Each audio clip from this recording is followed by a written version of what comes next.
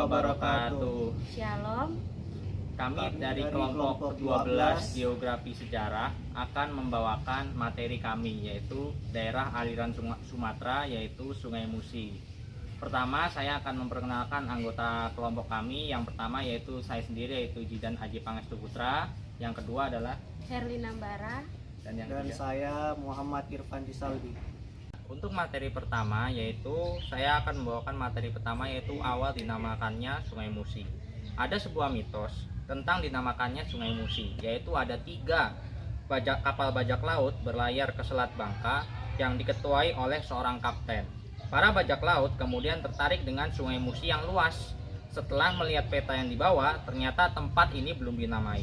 Bajak laut melihat banyak kapal tongkang datang ke hulu dengan membawa hasil bumi. Selanjutnya, para perompak mengikuti hulu sungai. Setelah sampai di Palembang, mereka dibagi menjadi beberapa kelompok. Ada yang sampai di daratan rendah Gunung Dempo atau sekarang di Kabupaten Lahat. Ada yang sampai di Muara Enim, dan ada pula yang sampai di wilayah Ranau atau Ogan Komering Ulu Selatan. Mereka kemudian memutuskan untuk menetap di Palembang. Setelah itu mereka menamai daerah yang mereka tempati dengan nama Muci, yaitu dari bahasa Cina dialek Han, yang artinya Dewi Ayam Betina. Alasan mereka memberi nama Muci karena daerah itu sangat subur dan memberi manfaat pada masyarakat. Selain itu, penduduk daerah ini sangat ramah. Namun, warga di kawasan ini tidak boleh diperlakukan sembarangan. Ketika ini terjadi, mereka tidak segan-segan untuk melawan. Dan bahasa Muci inilah daerah tersebut disebut dengan Sungai Musi. Untuk materi selanjutnya yaitu adalah Sungai Musi pada zaman Kerajaan Sriwijaya. Sungai Musi merupakan daerah yang sangat penting dalam sejarah Nusantara. Kota Palembang yang sekarang menjadi ibu kota Sumatera Selatan terletak di tepi Sungai Musi. Hal ini menjadi kota Palembang sebagai pusat perdagangan pada abad ke-7. Palembang pernah menjadi pusat kerajaan Sriwijaya. Kerajaan Sriwijaya telah menjadi pusat peradaban dunia pada zaman dahulu. Letaknya yang strategis di tepian Sungai Musi menjadikan Sriwijaya sebagai kerajaan maritim yang kuat dengan wilayah yang sangat luas, ditandai dengan luasnya kerajaan Sriwijaya yang mencakup Tulang Bawang, Komering, Pasemah, kerajaan-kerajaan Melayu, Kadeda atau Malaka, Siam, Burma, dan sebagian besar Selat Malaka. Dengan kekuatan yang besar, pada saat itu sampai kerajaan Cina menganggap kerajaan Sriwijaya setara dengan mereka. Kebesaran Palembang pada masa Sriwijaya tidak terlepas dari perannya dalam berbagai kehidupan.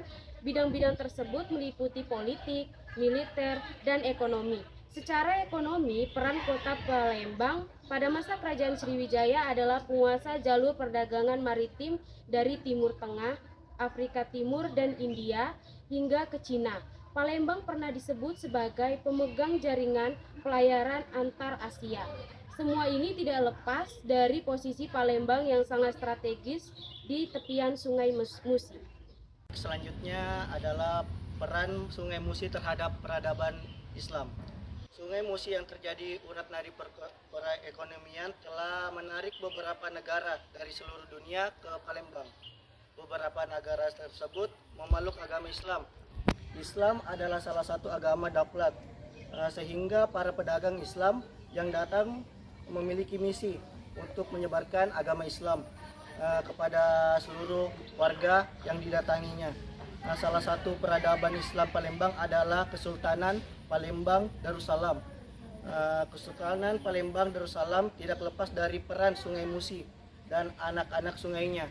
Sungai-sungai ini tidak hanya berpencar kegiatan ekonomi, akan tetapi juga merupakan bagian dari strategi pertahanan Kesultanan Palembang Darussalam. Untuk materi selanjutnya, saya akan membacakan materi Sungai Musi pada zaman Hindia Belanda.